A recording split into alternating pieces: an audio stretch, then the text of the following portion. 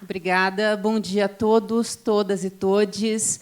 Vou fazer uma breve autodescrição. Eu sou uma mulher baixa, tenho 1,60 m, diferente da nossa colega que aqui estava antes.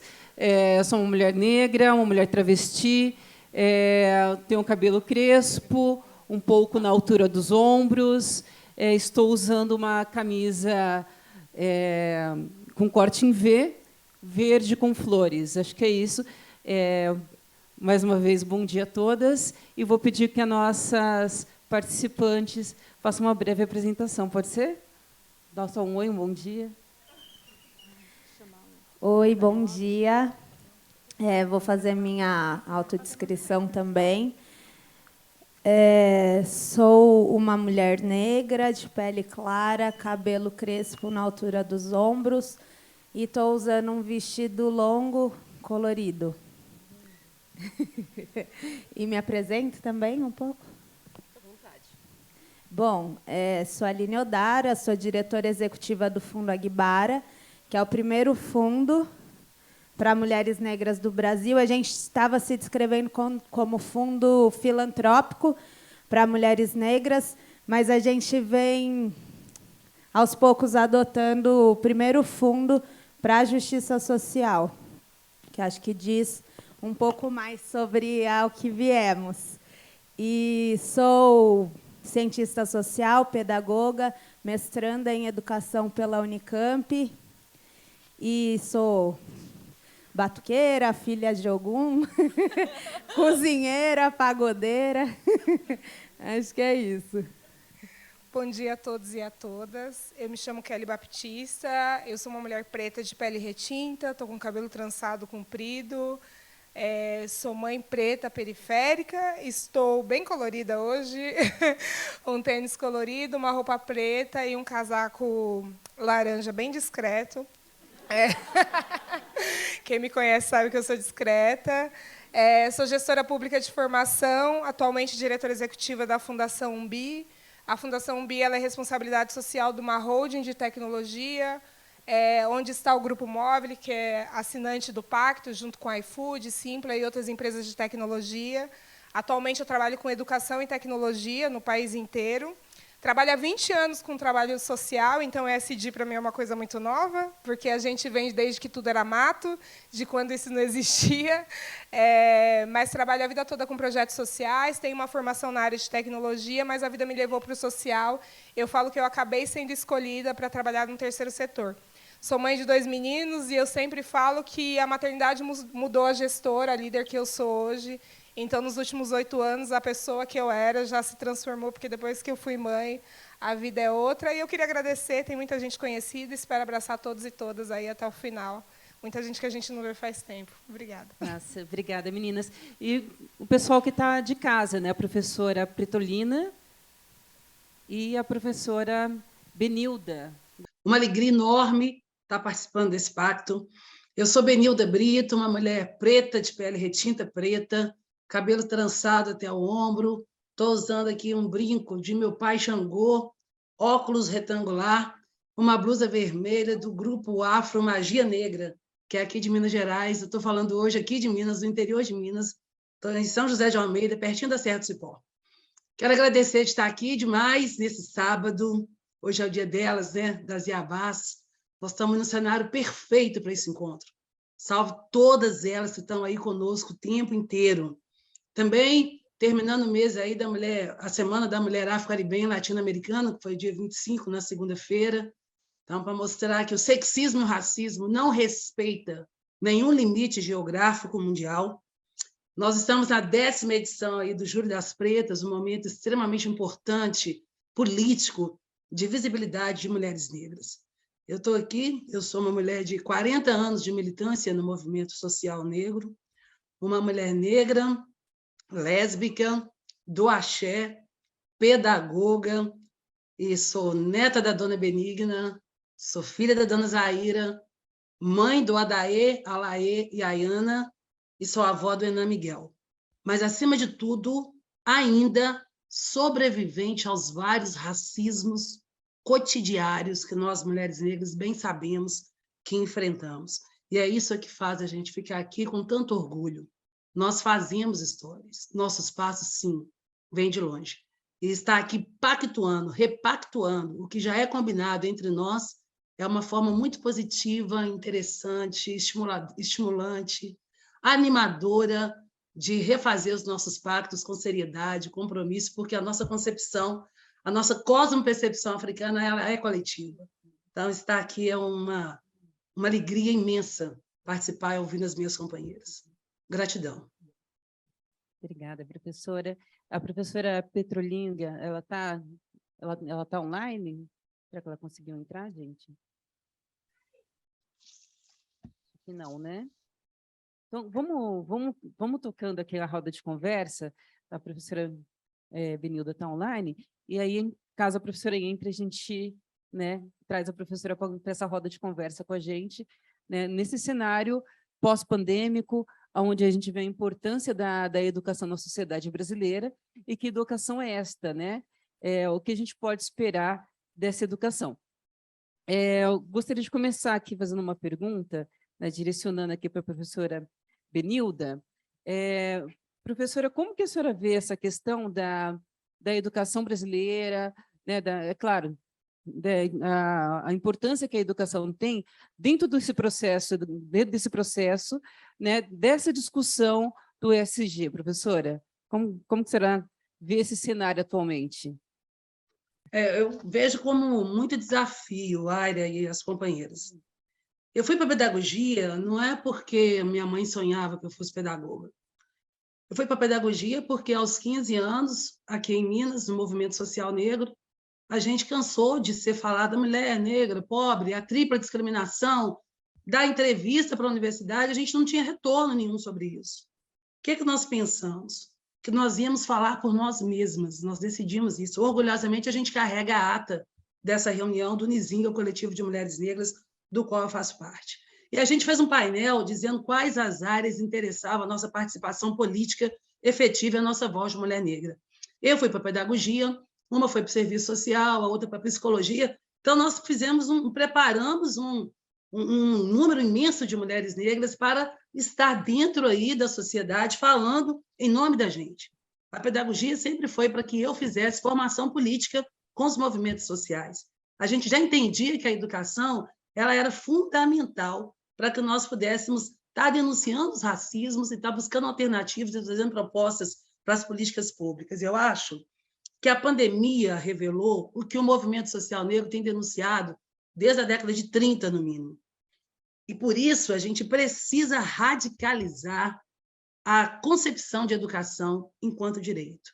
É isso que eu faço na Rede Malala, eu sou ativista da Rede Malala, coordenando um projeto no Nordeste brasileiro chamado Mandacaru, preocupado com o acesso, a permanência, o sucesso das meninas, principalmente na escola. Porque a gente sabe que são as mulheres que saem mais cedo da escola, que adentram mais cedo no mercado de trabalho, porque vai ajudar na família, ou sofre assédio sexual, ou a violência doméstica, ou a gravidez na adolescência, ou o próprio processo de expulsão escolar. Eu não trabalho com a concepção de evasão escolar. Ou radicalizar a educação significa, isso que eu concordo demais com as pessoas que falaram antes de mim, que para trabalhar dentro da empresa a gente vai precisar trabalhar letramento, mas a gente precisa romper com o epistemicídio, romper com esse conhecimento de uma história só. E por isso é importante, radical e urgente trazer a educação como direito. A gente viu o que aconteceu no último censo, no último Enem do ano passado, em que, enquanto o Brasil é o segundo país de maior população negra, nós tivemos um número infinitamente pequeno de pessoas negras, jovens negros, acreditando na escola. Então, desistiram do Enem. Foi a menor participação de negros no Enem, na história do Enem, aí no Brasil. Então, perceber a educação como direito é saber que a única possibilidade de ascensão das pessoas negras nesse país é através da escola. A escola é essa possibilidade. Então, negar esse direito e desistir desse direito mostra muita coisa para a gente. Mostra que essa escola não tem uma representatividade. Essa escola não tem tido uma eficácia nesse processo.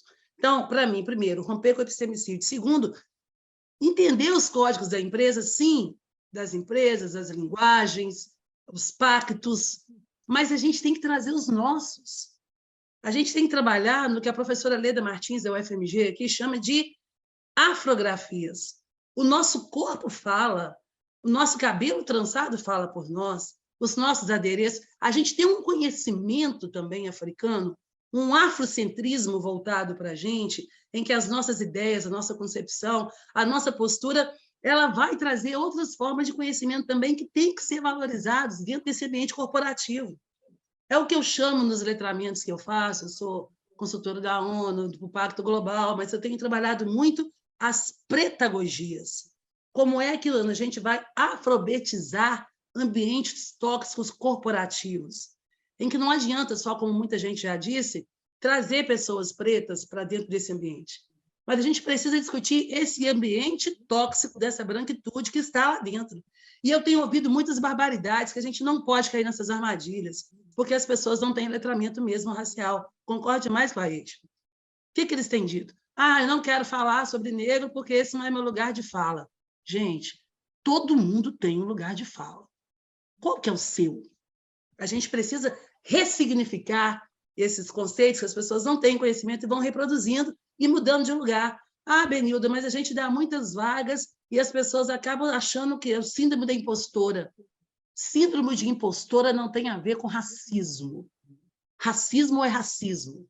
Síndrome de impostora, você tem que ter pessoas negras ocupando cargo de chefia, com colaboradores, com possibilidades financeiras, com meios de executar suas tarefas, sem essa sobrecarga que está acontecendo hoje, com a maioria dos negros que estão nesses lugares, pessoas negras desistindo de ocupar vagas afirmativas. Por quê? Porque tem uma sobrecarga de 18 horas de trabalho, tem que ser melhor do que as outras, tudo que faz não está bom. Eu ouço depoimentos do tipo assim, Benilda, eu sempre falo na empresa, nunca sou valorizada, ninguém nunca falou de racismo comigo, mas se meu trabalho não é valorizado, nada, em nenhum lugar é me dado de fala, oportunidades não são dadas, tudo que eu faço é cobrado, é discutido, eu não quero mais não. Eu não quero mais não, não é síndrome de impostora não, gente. Eu não dou conta mais não, é porque racismo é violência. As pessoas precisam entender que esse impacto na saúde também da gente tem um efeito extremamente negativo. Não dá para cair mais nessa conversa de vamos despertar talentos negros. Gente, a gente tem talento demais. A gente precisa ter a oportunidade de mostrar os talentos que nós temos, mostrar o quão sabedoria nós carregamos. Estou fazendo um trabalho de educação agora para o grupo do Maurício de Souza, a Turma da Mônica. E eu estou discutindo muito com os roteiristas como é que a gente pode fazer uma educação que rompa com o epistemicídio, mas que vem lá do comecinho para chegar nesse letramento, as pessoas terem um entendimento maior. Estou estudando aí a história da Milena, que é uma personagem negra da Turma da Mônica. Eu fico pensando, eu criança, que sempre li Turma da Mônica, mas nunca me vi, só vi o Jeremias. Então, hoje a gente está trabalhando muito isso. E eu estava discutindo com eles, imagina a mãe da Milena, uma historinha em quadrinho, trançando o cabelo da Milena. E a Milena perguntando, mamãe, quem que era minha avó? E a mãe da Milena dizia, olha, sua avó era uma quilombola retada, que conseguiu ajudar várias pessoas negras, lutou muito contra a escravidão, reafirmou territórios. Eu acho que a concepção que vem na educação, que eu acredito, que vem lá da infância, que vai passando por um processo de empoderamento, que vai fazendo a gente gostar da gente, denunciar racismo, e trazer pessoas não negras também aliadas, que eu tenho vários amigos. As pessoas me perguntam, você tem amigos brancos? Tenho um de amigo branco, já namorei mulheres brancas. A nossa briga não é contra a pessoa branca, mas que vai trazendo também... Eu fico imaginando uma menina branca lendo a história da menina. Como é que ela vai lidar com o meu neto, por exemplo, dentro da escola, que semana passada foi chamado de macaco de novo.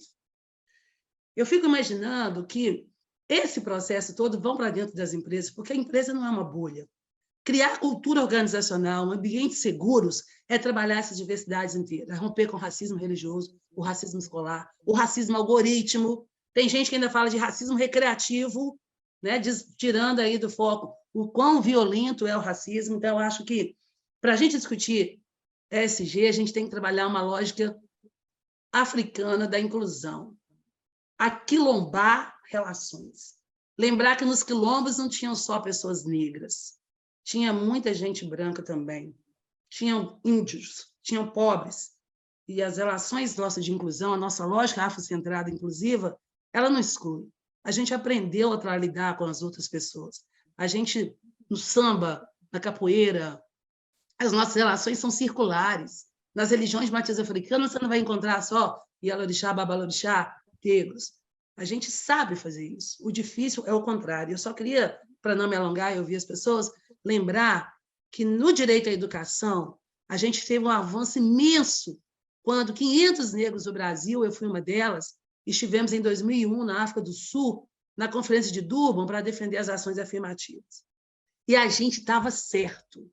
Nenhuma teoria científica justifica o racismo, senão uma lógica social. Então, a nossa competência não pode ser avaliada por ali. Pela competência genética que a gente já jogou por terra, né? A teoria de cronometria, a falsa medida do homem, curva do sino, e o projeto Genoma vai dizer isso. Nossa competência é igual a de qualquer ser humano quando ela é estimulada, quando a gente tem acesso, quando a gente tem direitos. Se a gente discutir em África a necessidade de discriminação positiva, das ações afirmativas, das cotas, da Lei 10.639, cota para negros na universidade. Eu vejo nas empresas, vaga para pessoas com deficiência, ok. Discriminação positiva, estaciona seu carro com idoso perto do caixa exclusivo, prioridade para... Ok. Mas quando falou de cota para negros na universidade, até os mortos levantaram do túmulo. Contrários. Por quê? Porque isso significa mexer com o poder. Isso significa que seu dentista pode ser um preto, seu professor, seu orientador, seu advogado, seu amigo do lado do trabalho, o CEO de uma empresa pode ser um preto. E as pessoas assustaram com isso, porque eles não nos querem nesse lugar. Por isso que a ameaça agora é da gente perder as cotas. A gente tem que estar atento, gente, a todas essas armadilhas e garantir que a nossa educação, como a minha amiga, irmã Cida Bento falou no começo, não é só uma educação formal. A boniteza da nossa educação é que ela é a minha avó benigna, para mim foi minha grande educadora. É a minha grande educadora, inspiradora, porque educação para nós significa garantir vida e empoderamento. É pouco tempo, né? A gente tem que ter outras ações dessa aqui para poder ouvir mais essas mulheres, né?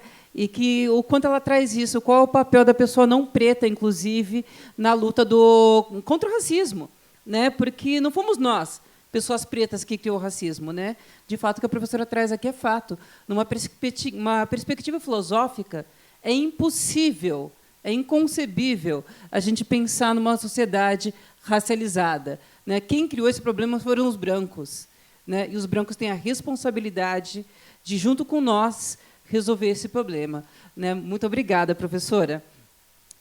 Continuando, gente, eu queria dirigir aqui para a Kelly, para ela ajudar a gente um pouco nessa reflexão.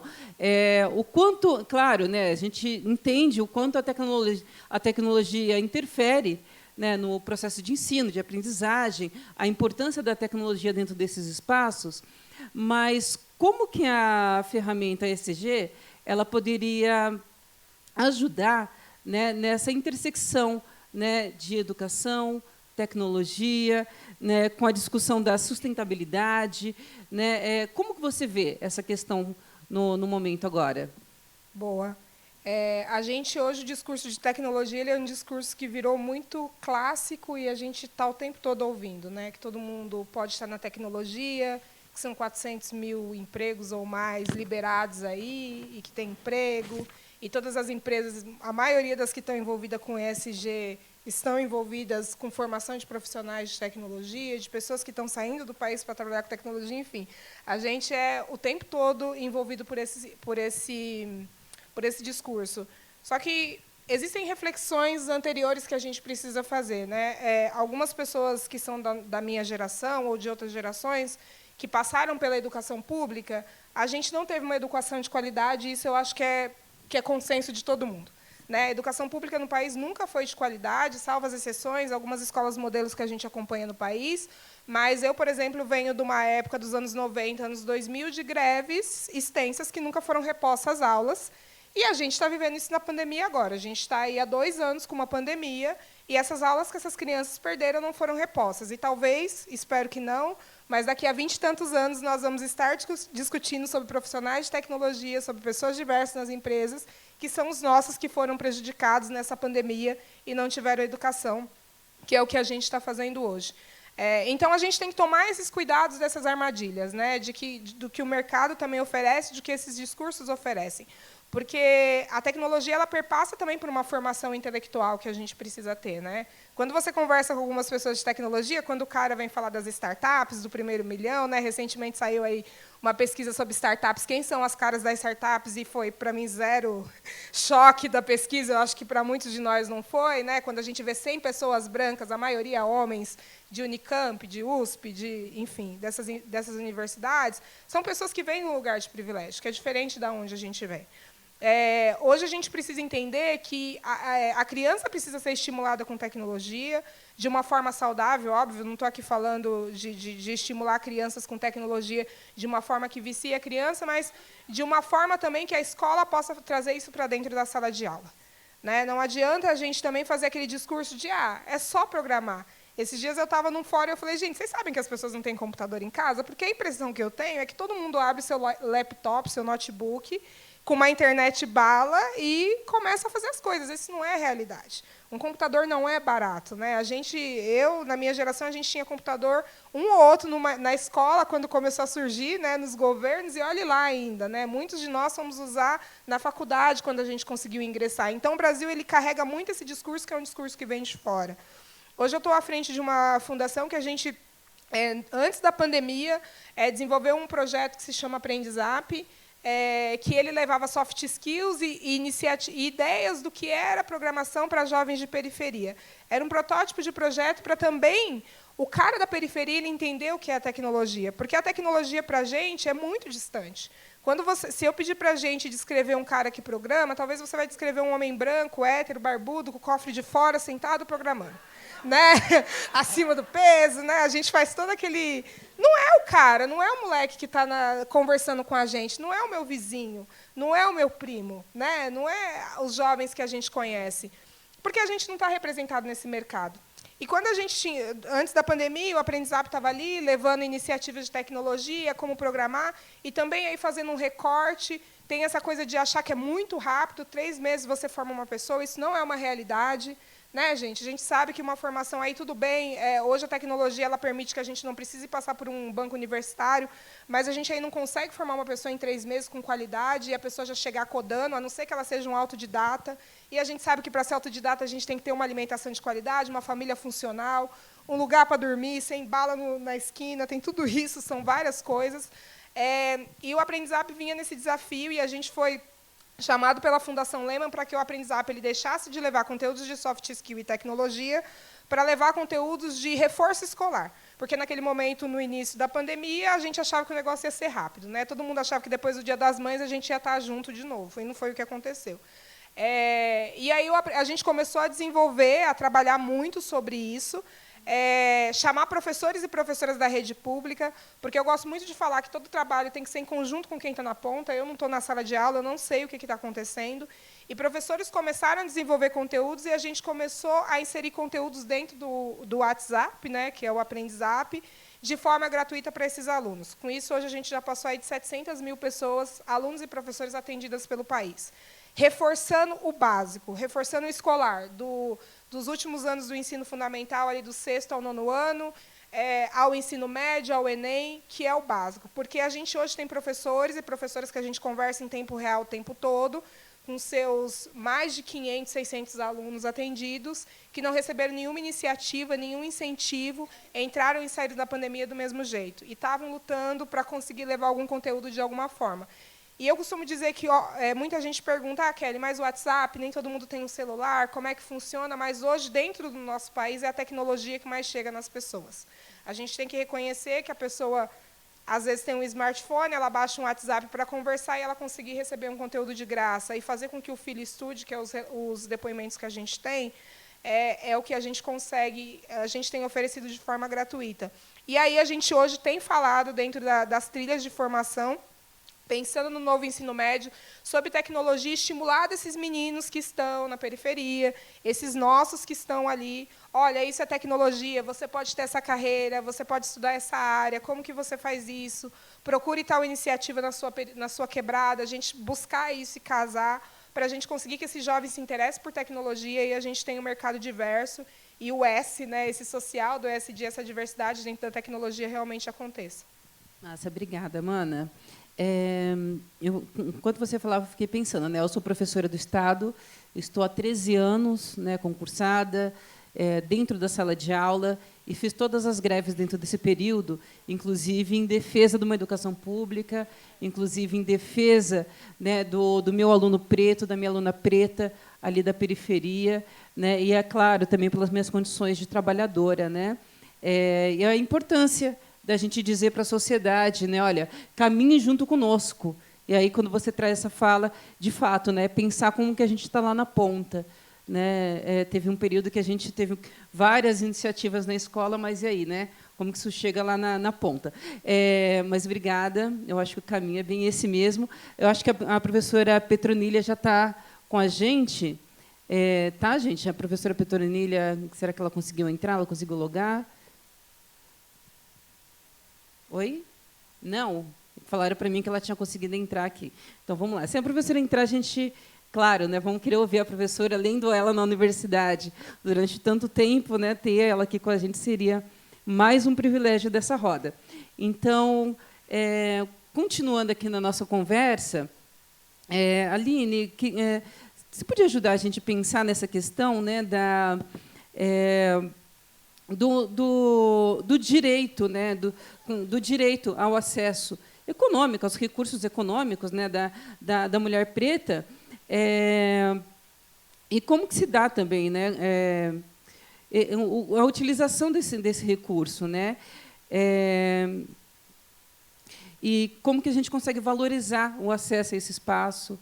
Como que você percebe isso? Eu preparei um pergaminho aqui, um manuscrito, porque essa prática de falar em público é muito nova para mim, né? Tem só nem 2 anos que o Agbara existe, eu passei a ser reconhecida pelo meu trabalho. Então, não me sinto confortável. Minha amiga de anos, Thelma, está ali para falar, para confirmar que eu era uma jacu até pouco tempo atrás. Então, eu vou ficar olhando aqui no papelzinho. Bom, não há políticas públicas, né? Houve um grande desmonte nos últimos anos para pensar sobre políticas públicas direcionadas para a população negra. Bom, em primeiro lugar, eu quero dizer que o Fundo Agbara é uma organização fruto de políticas de ação afirmativa, fruto de cotas. Eu fui prounista, a Fabi, que é cofundadora do Agbara, ela também teve bolsa do ProUni.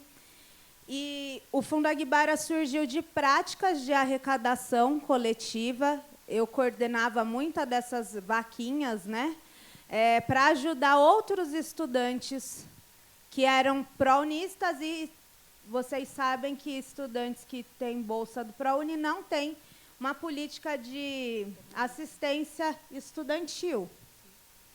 Então, a gente se auto-organizava para conseguir comer, para pagar aluguel, comprar bicicleta, computador, fazer curso. Então, o Fundo Agbara ele parte desse lugar de políticas públicas criadas para a população negra. E essas políticas de ação afirmativa educacionais, elas foram desenhadas e conquistadas pelo movimento negro. O movimento negro sempre se preocupou com a educação. Desde antes da abolição, no pós-abolição, Frente Negra Brasileira, MNU, o TEM, o Abdias do Nascimento foi a pessoa que fez uma primeira versão da lei de cotas, que naquele momento não foi aprovada. Então, sempre teve na nossa pauta o acesso à educação. E o movimento negro, como a professora Nilma diz, é educador, né? Então, na nossa luta, a gente está ensinando, né? Nada é dado de graça. A gente vai lutando e vai educando a sociedade com muita insistência, né? Para que as coisas aconteçam. Mas a gente vem percebendo que essas políticas de ação afirmativa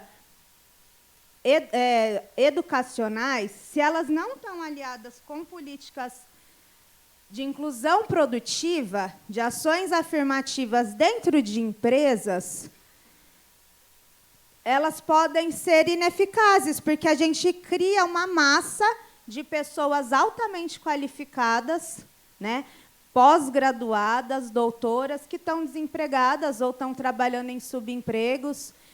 Quantos amigos e amigas que eu tenho que foram cotistas e hoje estão trabalhando em trabalhos que não foram os trabalhos que eles se formaram, que eles estudaram para se formar. É isso. Saiu uma pesquisa no dia 25, no Dia da Mulher Negra, colocada pelo Jornal Nacional, que dizia que 43% das mulheres negras brasileiras em idade produtiva, apenas 43% trabalham formalmente. Ou seja, a gente tem 57% dessa parcela da população que ou está desempregada, ou está trabalhando em subempregos de maneira informal, em condições insalubres, condições precárias de trabalho. Bom, e é isso, né? Um modelo econômico que a gente tem que não consegue absorver essa parcela da população, né? A população negra e as mulheres negras, especialmente, que durante a pandemia foram as que mais perderam emprego, as que mais tiveram seus negócios fechados, as que menos tiveram acesso a crédito para conseguir manter negócio em pé, as que menos tiveram acesso à saúde pública de qualidade. Então, se esse modelo econômico que gera riqueza, mas na outra ponta está gerando exclusão, para essa parcela da população que é maioria, não é minoria, então, os atores que estão ali nos espaços de decisão, né, nos centros de poder das organizações, começam, né, tem que começar a se preocupar em contribuir para o desenvolvimento, né, para a questão do bem viver, do bem-estar das pessoas, e não só para resultado financeiro. A gente está em 2022, né, gente? E a gente tem que parar de pensar também que a estrutura é algo macro, que é algo que não pode ser alterado, né? Só que a estrutura é feita por pessoas, é feita por organizações, é feita pelo Estado também, é composta por indivíduos e é isso. O desafio é para que cada pessoa se comprometa, porque a gente acredita no Aguibara que a mudança ela vai vir de forma intersetorial. E a gente acredita também que o racismo estrutural é concentração de poder, de poderes, né? Que é um poder que é material, econômico, que diz respeito a dinheiro, mas que também é um poder simbólico, que diz respeito a conhecimento e a prestígio. Então, o racismo estrutural é a concentração desses poderes. E, para a gente combater, né, a luta antirracista, é para que esses poderes circulem. Então, é isso, esses poderes estão concentrados na mão de uma parte só da população, né, de pessoas brancas. Então, para que esse poder circule, é necessário que essas pessoas abram mão também, né, quem está segurando, para que chegue até nós. Bom... Mana, enquanto você estava trazendo essa questão para a gente, né, eu fiquei pensando o quanto esse processo também, né, a professora Benilda trouxe muitos para a gente desse longo desse processo histórico, né? O quanto as ações afirmativas elas foram positivas e são positivas, né? Eu acho que a gente está um pouco aqui avançado no nosso tempo, né? Posso só concluir? Por favor. Tá. E aí eu vou falar um pouco do Aguibara, né? Qual que é o papel? Acho que o pacto vem cumprindo com primazia essa luta, colocando o debate racial no centro desses espaços de decisão, desses espaços de poder, também vem se preocupando em formar a população negra, né, crianças e jovens, para atuarem e ocuparem esses espaços no mercado de trabalho. Do nosso lado, no Fundo Aguibara, a gente vem lutando pela democratização dos investimentos sociais, privados e filantrópicos também, promovendo a educação de qualidade com capacitação técnica, capacitação política, porque não tem como falar de fortalecimento de autoestima se a gente não fala de raça, de gênero, das conquistas do nosso povo. Né? Não adianta chegar e falar assim, olhe no espelho e se ache linda, porque não é assim que as coisas funcionam. Né? A gente vai se reconhecer quando a gente souber o quanto a nossa contribuição foi importante para a formação desse país. E, só fechando aqui, então, a nossa luta agora é para incidir em políticas públicas de inclusão produtiva para mulheres negras, com trabalho digno, renda, benefício, para que o empreendedorismo seja, de fato, uma opção e não a única. E quem quiser, mulheres negras que quiserem ocupar esses espaços, possam ter a oportunidade de ocupar. Então, que seja uma escolha, né? Luta. Que seja uma escolha. Até porque, dentro do processo histórico brasileiro, os brancos sempre tiveram cotas, né? Tiveram cota terra, tiveram cota universidade. Então, é importante, nesse momento, que a gente também dispute, né, o espaço político, econômico e social. Meninas, vou agradecer a presença de vocês, em nome do Pacto, agradecer a presença de todos. Vou pedir para a gente encerrar essa roda.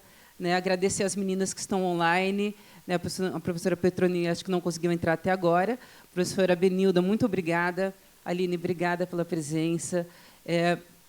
Muito obrigada, Kelly, pela contribuição. E muito obrigada a todos.